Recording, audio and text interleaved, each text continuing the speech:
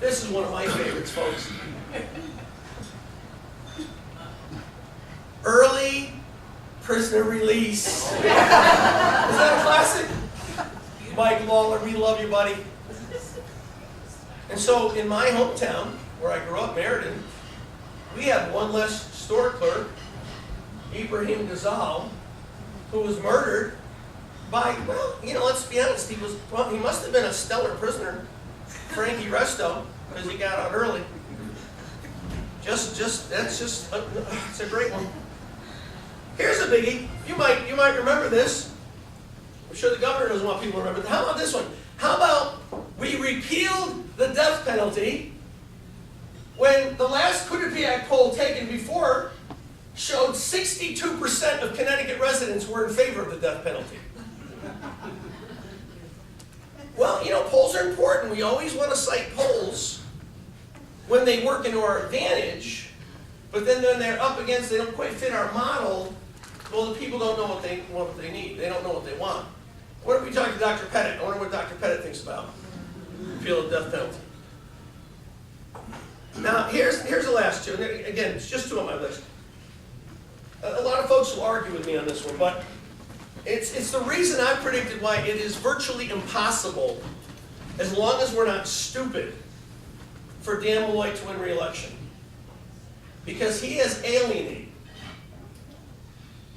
200,000 law-abiding citizens by taking them as legal at one moment and then turning them into felons the next moment with unconstitutional gun control law.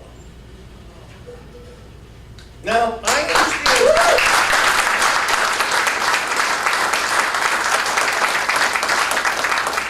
I understand some of our candidates are going to have a problem on this one. Some of them who were in the legislature at the time went the other way. They've got a lot of making up to do. But I'm going to tell you something. This is a group of people that will not forget that vote.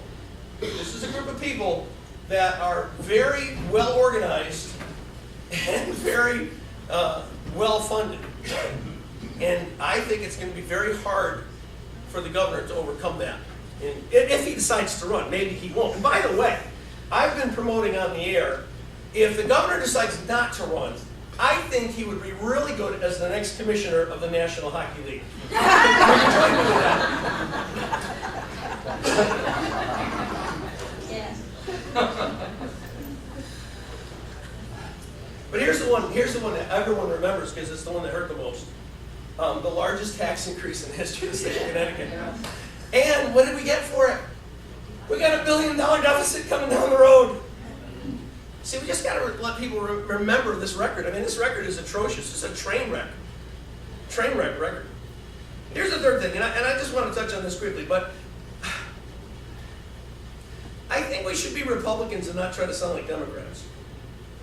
A lot of ground has been lost nationally and here in Connecticut because a lot of people have bought into this lie over the last 30 years. And here's the lie. You can only elect a moderate Republican. Well, I don't believe it. What I believe is you can elect an honest, clear, compelling, hardworking, someone who respects the people candidate. And I don't really think a conservative rules you out of the race. But I think a lot of times we kind of buy into that line. And we need to really draw a contrast. I think that's part of the problem nationally. Why people default to Democrats is because there's not enough of a contrast. If I'm going to vote for somebody, tell me what you believe. Tell me what you stand for, and then stand for it. Don't change your vote. Don't vote one way and then vote secretly another way because you want to try to save face on an issue. I mean, let's just stand up for what we believe, huh? Let's be who we are. Who are Republicans? Well, as Republicans, aren't we the party of smaller, less intrusive government? Aren't we the party that's supposed to be fiscally responsible and budgetarily constrained? Aren't we the party that believes in the Connecticut Constitution, not wanting governors to rule by executive order? Yes. Is that who we should be? Yes. I mean, come on, it's the Lincoln dinner for crying out loud. We're Republicans. We're the party of Lincoln. We're the party of freedom. We're the party of liberty. We're the party of individual empowerment. We're the party of opportunity. sound like we're Republican lights or almost like Democrats. But here's another challenge.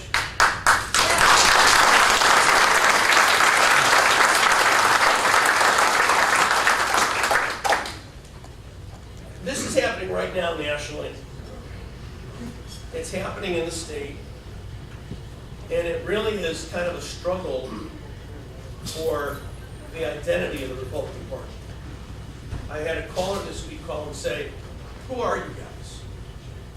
I'm a Republican. I've been a Republican my entire life. I became a Republican when I was in my early 20s because I was influenced by somebody you might remember. His name was Ronald Reagan. And I'm proud to be a Republican. And I believe in Republican values, and I don't want to be a Democrat. And quite frankly, I don't like Democrats. No.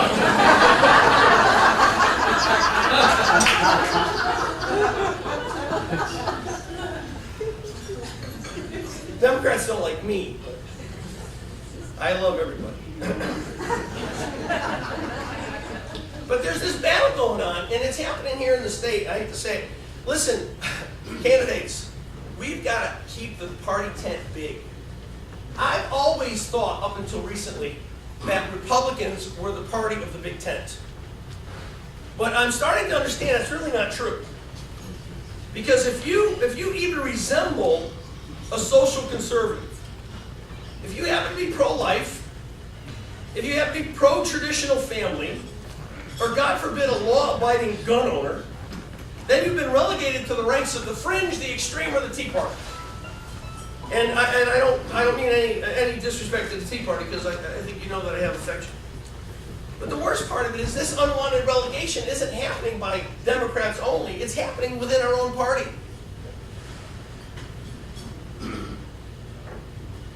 How insane is it to divide ourselves? How insane? See, that's what the Democrats do so well. They get together, they get in lockstep. There's no crack in the armor. They just get it done, and we fight among ourselves. And so, I just want to say, please, let's not worry about if we sound too conservative, or that we might upset the Brie and Chardonnay wing of the Republican Party. Let's just be who we are. Let's be who we are, and let's stand together for who we are. And if we're going to fight, let's fight in private. In public, let's have a united front. So that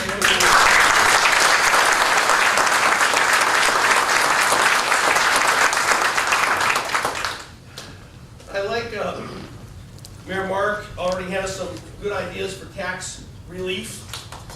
Good? Mayor Mark, if tweets could do it, you'd be in office right now. But I think we need a little bolder approach. I think too many times we nibble around the edges of things. I think we need to really blow something up. And when we do this, we're gonna do two things. We're gonna let people know that we're serious about tax relief, and we're gonna put money, real money, not make believe. In Hartford they call this extra money a surplus. In Orlando they call it a fairy tale. I don't want the $55. Keep the $55, but give me some real tax relief. And so I just want to throw this out tonight, and you can do what you will with it, but I would love to see all of our candidates running for state office unite and galvanize around this issue. And I'm telling you, if you guys did this, it's a home run. It is a vote getter. It is a knockout punch. Here's what I think we should do. The General Assembly has already proven, the Democrat-controlled General Assembly, by the way, has already proven it can't be trusted with handling finances. They have so many times raided, pilfered, wiped out, repurposed money out of the transportation fund, and done all kinds of other things with it. So here's what I think we should do, Republicans. I think we should promise that in the first 2 years that we're in office, we're going to significantly reduce the gross receipts tax. And within 2 more years, I think we should eliminate the gross receipts tax completely. It's a bold move. It's a bold move, but let me tell you what that'll do. A family like mine with 3 cars, 3 drivers, is going to put $548 back into our pocket every year. Time one family, times how many families, times how many businesses that pay fuel tax. All that money will go back into the economy. It'll produce jobs. People will start businesses. It'll be unbelievable the growth that we'll get from that. And people will know those 2 things, that we're serious about tax relief and that we're going to put real money, not $55 wish money, monopoly money. We're going to put real money back into their pockets. Now it's going to be hard because we're going to have to do something nobody wants to do. We have to cut some spending. What a novel idea.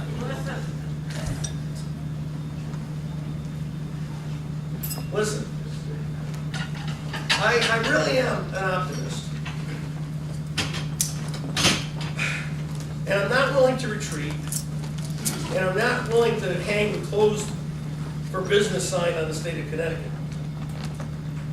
I really think there's enough hardworking, common sense people out there who are starving for leadership. Principled, fair, responsible leadership. Leadership that will get spending under control, pay down the incredible unfunded liabilities that we face, and kind of create a state, as Heather talked about, worth handing off to our kids. I'm terrified about my sophomore in college. What kind of a mess are we handing to her? If she even stays, she'll probably move to Texas.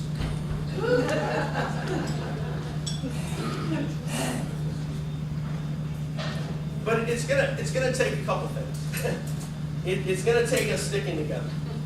So I'm very leery about. I hear this talk about all these debates we're gonna have. I think it's a bad idea.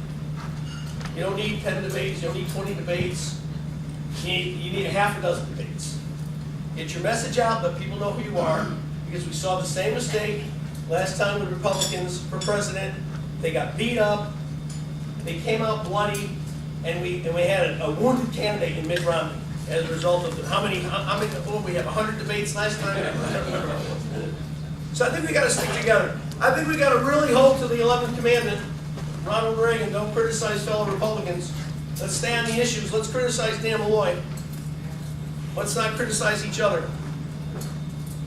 But I think people are starving for leadership, and I think if all of you who are running for office, if you will give and promote that image that you are clear, compelling, really transparent, and caring about people, I'm sure citizens all over the state will respond, they'll follow it, and we'll have a very successful 2014.